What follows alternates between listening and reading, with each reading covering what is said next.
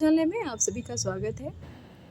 प्रस्तुत है हिंदी साहित्य का दूसरा इतिहास डॉक्टर बच्चन सिंह की पुस्तक से, जिसमें मैं आज वाचन करूंगी आधुनिकता, नव्य प्रगतिवाद जिसे जनवाद भी कहते हैं, और उत्तर आधुनिकता। तो आइए सबसे पहले कुछ सवालों का जवाब आप कमेंट बॉक्स में करिएगा। सागर लहरें और मनुष्य उपन्यास की विषय वस्तु क्या है? जल टूटता हुआ किसका उपन्यास है? रथ के पहिए किस विधा की रचना है? सोना माटी उपन्यास कैसा उपन्यास है? तो इसका जवाब आप हमें कमेंट बॉक्स में दे सकते हैं। अब शुरुआत करते हैं।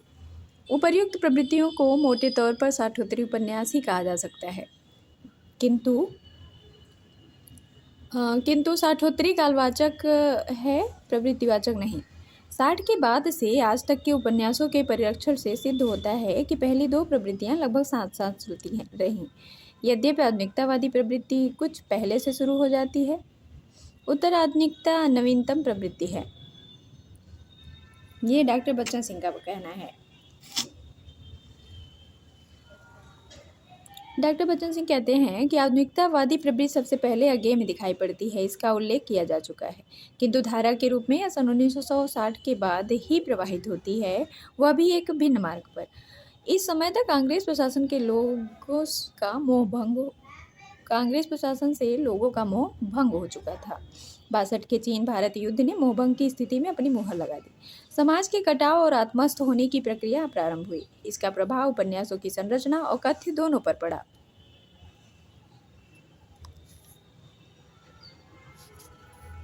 लेखकों में अंतर्मुखता बढ़ी, कलात्मक रुझानों के प्रति अधिक सजगता आई, वे तकनीकी प्रदर्शन की ओर उन्मुख हुए, आंतरिक संशयग्रस्तता का गुंजलक और कस गया।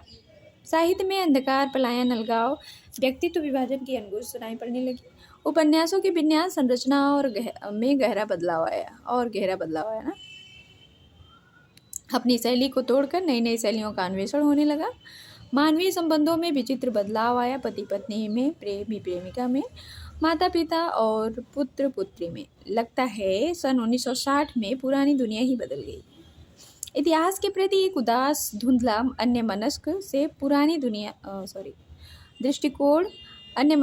दृष्टिकोण विकसित हुआ, किंतु इस पर दबाव इतिहास का ही था। जिस प्रकार प्रयोगवाद का विकास आधुनिकतावाद से हुआ, उसी प्रकार जनवादी साहित्य प्रगतिवादी साहित्य की अगली कड़ी के रूप में विकसित हुआ। इसे नव्य प्रगतिवाद भी कहा जा सकता है। कदाचित नव्य प्रगतिवाद अधिक सही नाम है। जनवाद के पीछे दलीय अनुशासन का दबाव इतना अधिक है कि साहित्य उसके दबाव में ठूंठ रह जाता है। यह दबाव रचनात्मक साहित्य पर उतना नहीं जितना आलोचना पर है। यंत्रगतिकता की सीमा तक। एक प्रगतिवाद में आतंकवाद और मार्क्सवादी कट्टरता के जोड़ का नाम है जनवाद। यहाँ पर जनवाद को उदार या नव्य प्रगतिवाद के अर्थ में प्रयुक्त किया गया है। डॉक्टर बच्चन सिंह कहते हैं कि 1960 से 1970-71 तक मुख्यतः आधुनिकतावादी उपन्यास लिखे गए।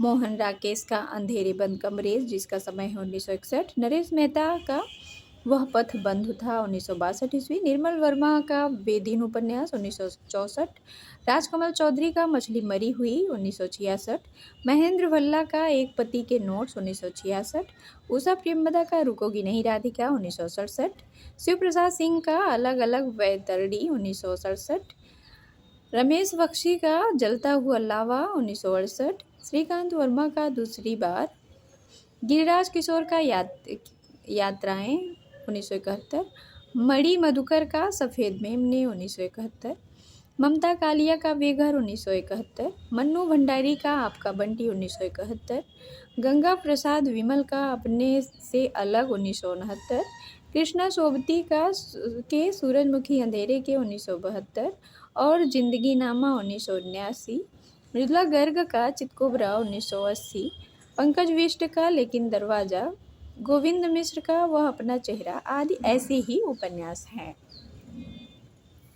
और ये सभी उपन्यास बहुत ही महत्वपूर्ण हैं और ये लगभग परीक्षाओं में हमेशा पूछे जाते हैं।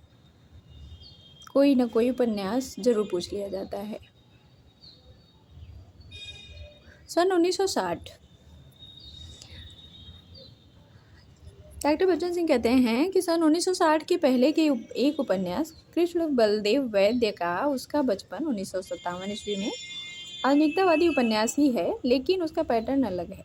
इसकी घुटन, चीख पुकार, अकेलापन के मूल्य में अर्थाभाव है। ऊपर जिन उपन्यासों का उल्लेख किया गया है उनमें अर्थ की समस्या नहीं है, उनकी समस्या खाते पीते लोगों की समस्या है। अंधेरे बंद कमरे स्त्री पुरुष के संबंधों के तनावों का उपन्यास है। दोनों में लगाव भी है, अलगाव भी है, कभी दोनों एक साथ हैं। अजीब सी ऊब और घुटन है। ऊब की एक रसता सभी में है। उपन्यास भी ऊब पैदा करता है। तकनीक का कोई नयापन नहीं है।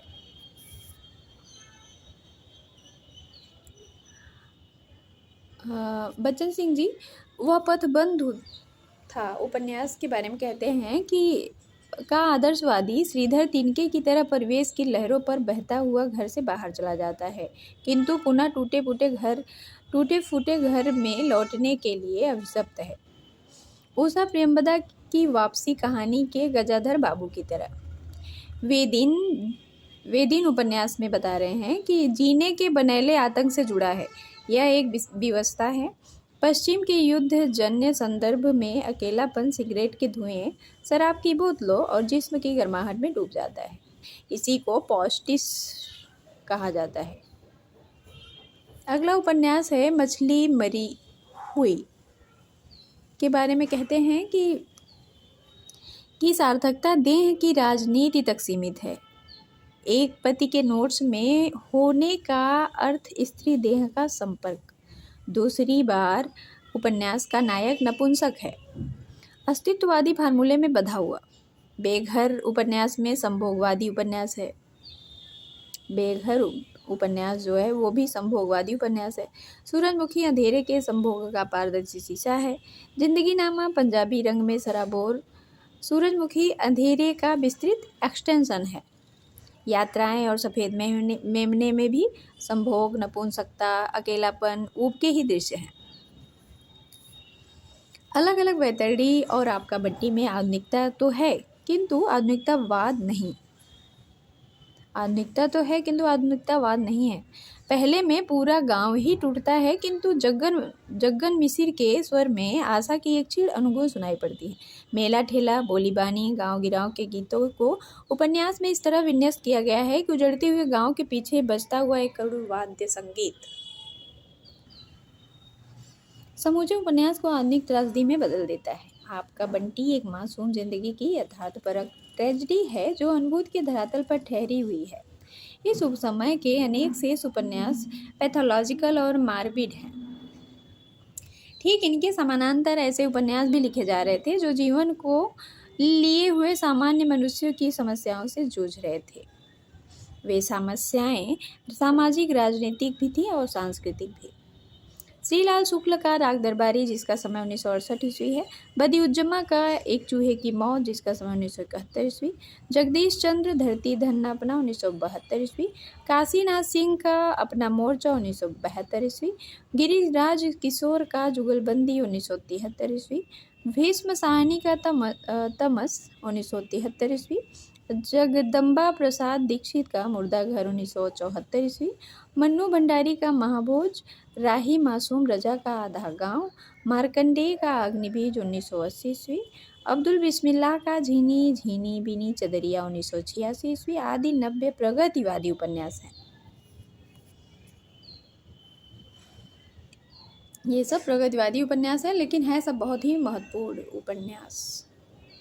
डॉक्टर बच्चन सिंह के राग दरबारी उपन्यास के बारे में कहते हैं कि राग दरबारी में गांव की कथा के बहाने स्वातंत्र्योत्तर भारत के बुर्जुआ लोकतंत्र को नंगा किया गया है। अलग अलग वैतरणी के गांव के टूटने की त्रासद व्यथा से इसका गांव भिन्न है। इसका मिजाज जो कुलर और भाषा खिलंदड़ी है। इसमें गांव की रेंगती घिसटती जिंदगी के लिए जिम्मेदार व्यवस्था की निर्मम शल्य परीक्षा की गई है।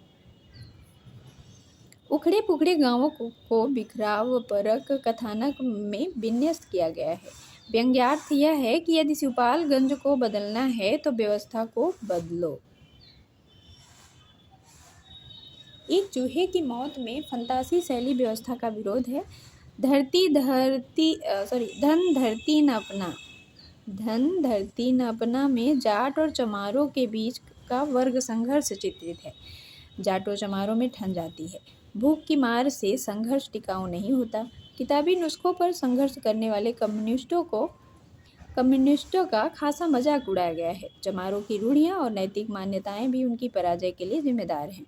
अतः अधिरचना का आधार से कम महत्व नहीं, मानसिक बदलाव के लिए अधिरचना का बदलाव शायद पहले जरूरी है।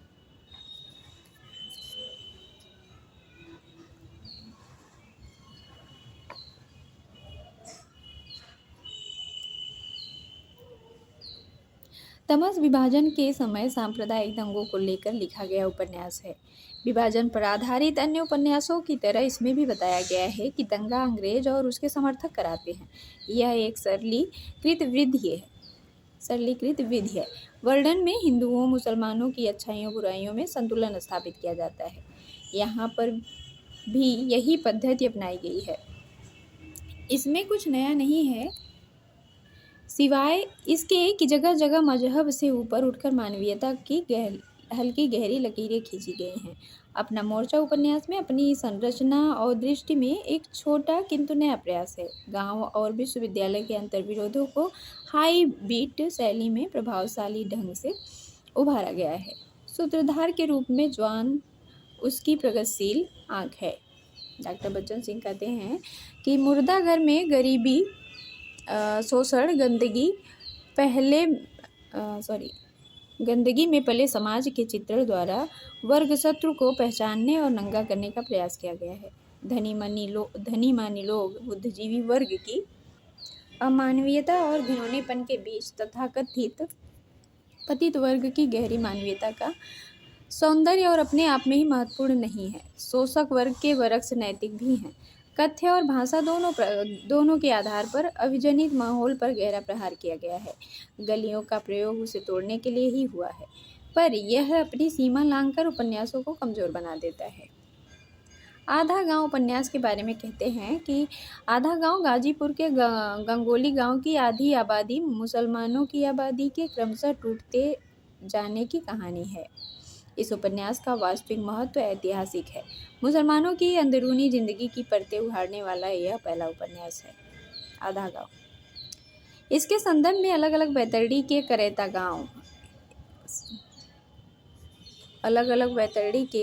गांव को रखा जाता है। बैतरणी में मूल्य टूटते हैं और आधा गांव में वर्ग टूटता है, तो अलग अलग बैतरणी में मूल्य टूटते हैं। इसमें विभाजन से उत्पन्न मुसलमान मन की एक तीखी कसक भी है।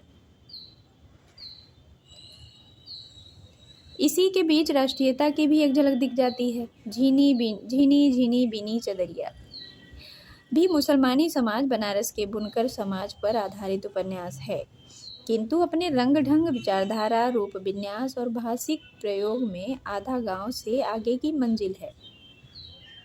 बुनकरों के खून पसीने की कमाई से हौजियों ने कोठियां तान ली हैं और बुनकर अपनी बदबूदार कोठरी में बंद हैं।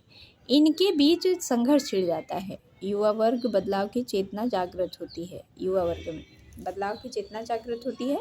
इस चेतना को भी झीने बुना गया है, किंतु अपनी परिणत में एक बना बनाया विचारधारात्मक रास्ता अपनाने के कारण यह कमज़ोर भी हो जाता है। मुसलमानों में एक तबका ऐसा है जो पाकिस्तान परस्त है।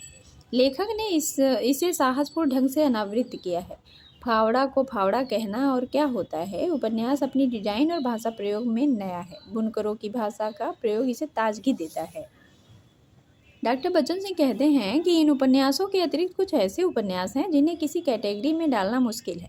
महिला लेखिकाओं में सुरेबाला, मृणाल पांडे, राजी सेठ आदि ऐसी ही लेखिकाएं हैं। राजेंद्र यादव ने कई उपन्यास लिखे हैं, सारा आकाश, उखड़े हुए लोग इत्यादि। यादव, सानी और कमलेश्वर भी श्रेणीबद्ध नहीं हैं। गिरिराज किशोर का उपन्यास जुगलबंदी भी श्रेणी मुक्त है। पंकज विष्ट का लेकिन दरवाजा भी। प्रयाग शुक्ल और मनोहर श्याम जोशी भी उपर्युक्त समीकरणों से अलग हैं, फिर भी जोशी को एक पृथक श्रेणी में रखा जा सकता है। आधुनिकतावाद और जनवाद या नव्य प्रगतिवाद की एक रास्ता से हटकर जुगलबंदी में एक नई विषय वस्तु ली गई है, जिससे इसमें एक प्रत्यग्रता और नयापन आ गया है। सामंती जीवन की अनेक छवियाँ, उसके अंदर विरोध की तहों को अत्यंत बारीकी से उबारा गया है,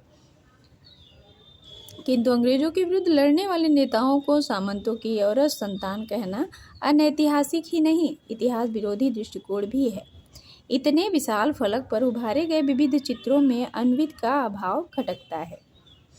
बच्चन सिंह कहते हैं, शिव प्रसाद सिंह का पहला उपन्यास अलग अलग बैतरणी 1968 ईस्वी आंचलिक होते हुए भी आधुनिक है।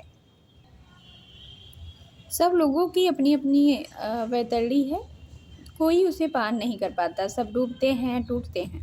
लोग ही नहीं, स्वयं करेता बैतरणी है, उसकी ठनक गायब हो चुकी है। विपिन करेता की बैतरणी को पार कर गाजीपुर में अध्यापकी कर लेता है, पर क्या बैतरणी को पार कर लेता है? यह प्रश्न उपन्यास से ही ध्वनित है। आज भी गांवों से विपिन का निर्वासन जारी है। आज गांव देखने में शानदार है, पर समझने में उतनी ही दयनीय। ये बात सत्य भी है। यह आज भी प्रासंगिक बना हुआ है।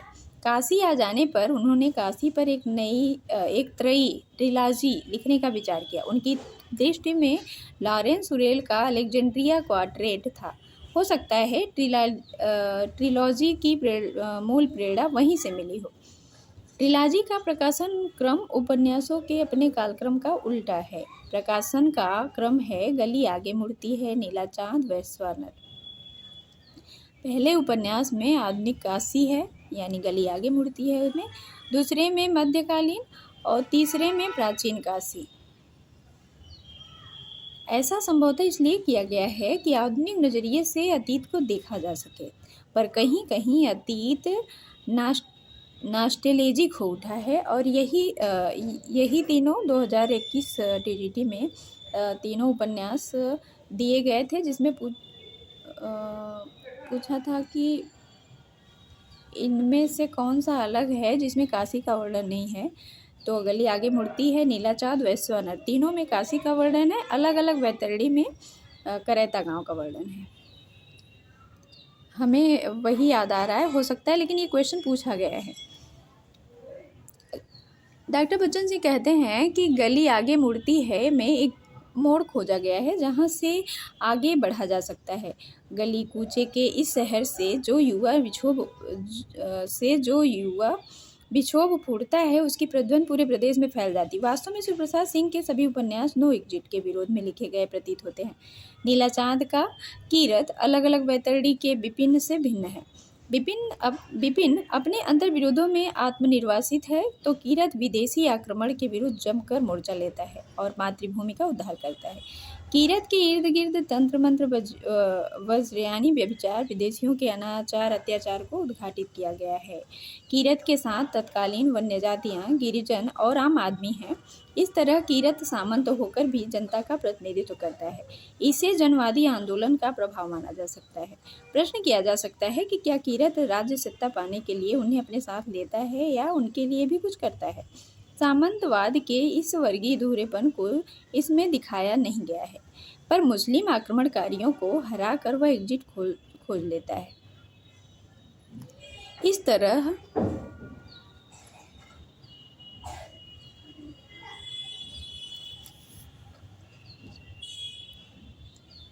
तरह हिंदू सामंतों के इतिहास का एक नया पन्ना भी खुलता है। इस ट्रिलॉजी का तीसरा उपन्यास है वैश्वानर। वैश्वानर में ऋग्वेद में उल्लिखित प्रतर्दन को केंद्र में रखकर पुरातन काशी का उत्खनन किया गया है। शिव प्रसाद सिंह के उपन्यासों में खास तरह की आध्यात्मिकता है जो अरविंद दर्शन, वैष्णवी जीवन पद्धति से प्रभावित है। इससे नीला चांद में भी देखा जा सकता है, देख सकते हैं। वैश्वानर में भी वैश्वानर हृदय रंध्र में निवास करता है। हृदय रंध्र पर अधिक जोर देने से नो एग्जिट के सामने प्रश्न चिन्ह लग जाता है। उनके दो बृहद उपन्यास कुहरे में युद्ध 1972 और दिल्ली दूर है 1993 में भी मुसलमान आक्रमणकारियों के विरुद्ध हिंदू राजाओं के संघर्ष गाथा है। इनके मध्य से लेखक ने एक नया इतिहास लिखने की चेष्टा की है। इनमें विश्व भर में फैलते कट्टरवादी इस्लामी संगठनों का भी उल्लेख है। लेखक ने इस सत्य पर पर्दा नहीं डाला है। इनमें हिंदुओं की कुरीतियों पर भी प्रहार किया गया है। सेक्युलरवादी इनमें हिंदूपन देख सकते हैं पर इतिहास को नकार नहीं सकते। इसकी परिणति वसुधैव कुटुंबकम में होती है जो अंततः यूटोपिया है। पौराणिक आख्यानों के आधार पर नरेंद्र कोहली और मनु शर्मा ने कई उपन्यास लिखे हैं। Thank you for watching. मिलते हैं नेक्स्ट वीडियो में।